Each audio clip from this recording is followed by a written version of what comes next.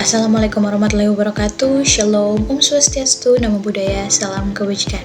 Perkenalkan, nama saya Farah Dinda Rambi dengan NIM 2314201049. Saya mahasiswa aktif Universitas Pembangunan Indonesia Manado, Fakultas Keperawatan, Program Studi Ilmu Keperawatan, kelas A2, 23, semester 5. Saat ini saya akan menjelaskan tentang materi luka bakar. Nah, apa itu luka bakar? Luka bakar adalah suatu bentuk kerusakan atau kehilangan jaringan yang disebabkan kontak dengan sumber panas seperti api, air panas, bahan kimia listrik, dan radiasi.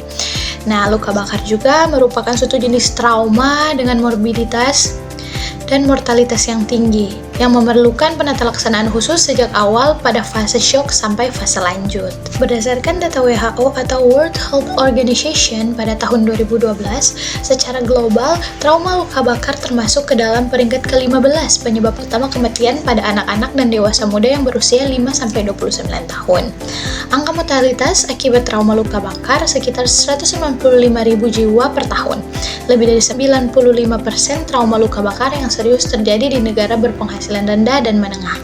Ada beberapa jenis luka bakar. Yang pertama ada scalp burns, yaitu luka bakar yang disebabkan karena uap panas, biasanya terjadi karena air panas dan sering terjadi dalam masyarakat.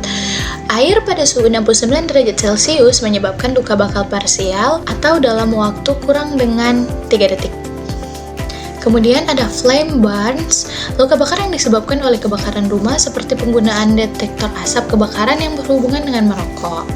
Penyalahgunaan cairan yang mudah terbakar kendaraan bermotor, dan kain terbakar oleh kompor atau pemanas ruangan. Kemudian ada flash burns, luka bakar yang disebabkan oleh ledakan gas, propane, butane, minyak detilasi, alkohol, dan cairan mudah terbakar lain.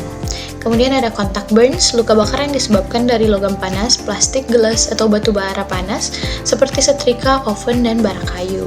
Kemudian ada chemical burns, luka bakar yang diakibatkan oleh iritasi zat kimia yang bersifat asam. Terakhir ada electrical burns, luka bakar yang disebabkan oleh benda-benda yang dialiri arus listrik. Pada luka bakar ada beberapa tanda-tanda yang tergantung seberapa besar derajatnya yang terjadi. Yang pertama ada derajat pertama atau superficial, yaitu luka bakar derajat 1 dengan gejala kemerahan pada kulit, bengkak ringan, nyeri terutama saat disentuh, kulit kering tanpa lepuh, lalu luka akan sembuh dalam beberapa hari. Yang kedua ada derajat ketebalan sebagian, luka bakar derajat 2 mempengaruhi epidermis dan lapisan kulit di bawahnya.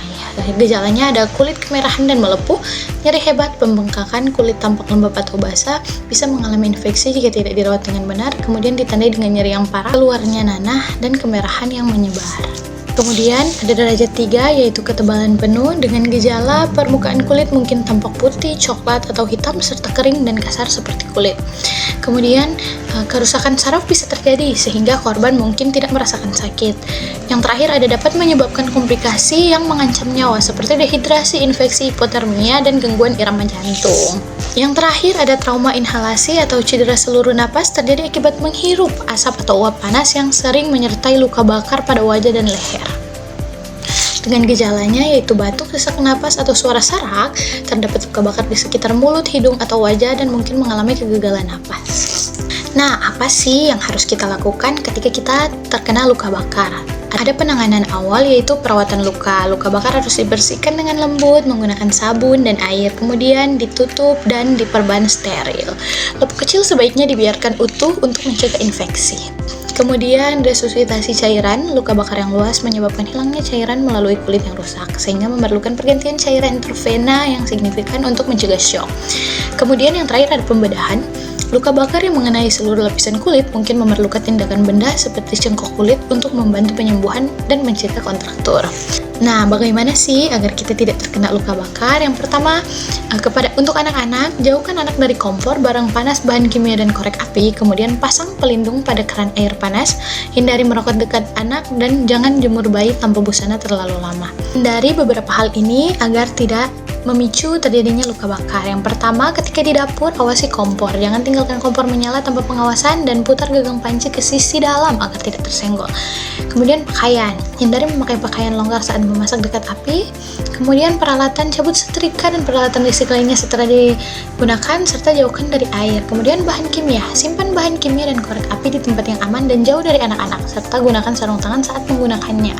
Kemudian ada saat di luar rumah, yaitu gunakan tabir surya atau sunscreen dengan SPF 30+ saat beraktivitas di luar ruangan. Kemudian jika kita mengadakan api unggun atau barbekyuan, jaga jarak minimal 90 cm dari panggangan dan api unggun serta gunakan alat barbekyu bergagang panjang.